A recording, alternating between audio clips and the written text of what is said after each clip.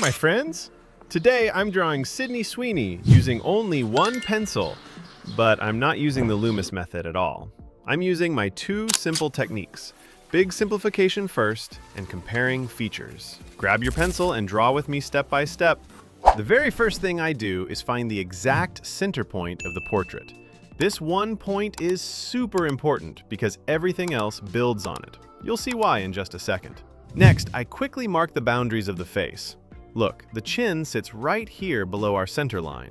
Then I add the forehead and the sides around the same center line, just like this. So now we've completed the first major simplification step. Notice how the whole face looks a bit like a cylinder? That's because a lot of the hair is covering the sides. Now we add the three simple guidelines for the features: the eyebrows, the nose, and the mouth.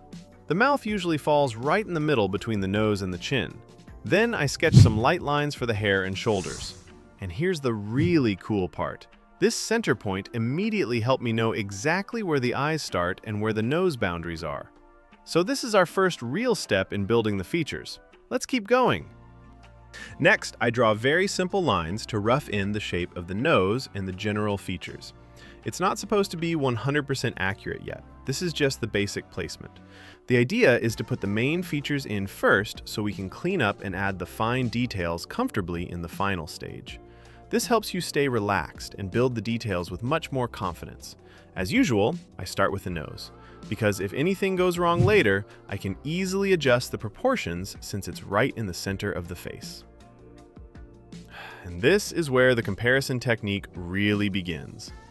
Once the nose and the initial shading around it are done, I start comparing all the other features back to the nose. Using the nose as a reference helps me place the rest of the face much more accurately. Now we move to the eyebrows. We already know where the eye starts, so the eyebrow line sits slightly above it and extends a little beyond. After that, I draw the eyelid line to get the exact distance between the eyebrow and the eye right. We start with the upper eyelashes, and here's a very important point you need to focus on. Notice that the starting line of the eye is not perfectly horizontal. It has a slight tilt. Pay close attention to this because it makes a big difference in the overall look of the portrait. The upper eyelashes are thicker and much denser than the lower ones. They start full at the base and then taper off. This is what makes them look more realistic.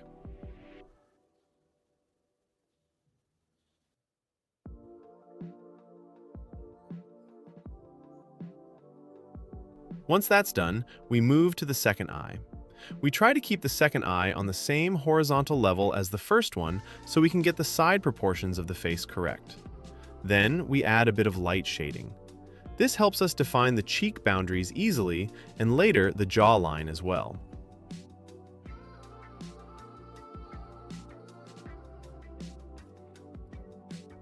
Finally, we go to the mouth. From the mouth, we work on the shading between it and the base of the nose to get the correct distance between the upper lip and the nose. See this? This shading helps you place the mouth proportions accurately and naturally. So now we've finished placing the basic features using the comparison technique. Now, to get the size and shape of the mouth right, I look at where the ends of the mouth line are, and I compare them directly to the eye. Usually, the mouth starts around the middle of the eye, and the other end sits just a little past the nose lines. After that, I draw the lower lip. Once this part is done, I start adding some shading underneath it. And don't underestimate the jawline. It's a very important part of showing the natural beauty and shape of the portrait. Also, notice that the two corners of the mouth are not on a perfectly horizontal 180-degree line. They follow almost the same slight tilt as the eye we drew earlier. Then I begin shading a portion of the cheek. This helps me reach the hair boundaries smoothly. All right, now we're ready to draw the hair. But before we start the hair itself, first we define the forehead boundaries. When it comes to the hair, you don't need to draw every single strand. Try to see the overall volume of the hair. Don't add more and don't take away too much, so the whole portrait stays balanced and proportional. If you look closely, I start with the thick, heavy strands first. I begin with the darkest values and go almost to black. Most of this hair isn't pure black. There are many bright and white areas. So I try to leave those white parts and focus more on the dark areas. When I darken these parts and shape the strands as close as possible to the reference, this is what makes the hair look much more realistic. After that, I work on the flying strands. These make a big difference in the portrait. They give the feeling that there was wind in the scene, so don't ignore them. Here you can see some white hair strands in the drawing. If you have an electric eraser, it's perfect for creating these white hairs. If you don't, you can use a regular eraser and make the tip very sharp, then gently lift the graphite strand by strand. For the shoulder, I keep it very simple. I use a blending stump and some pencil regular Hada light blend on the paper.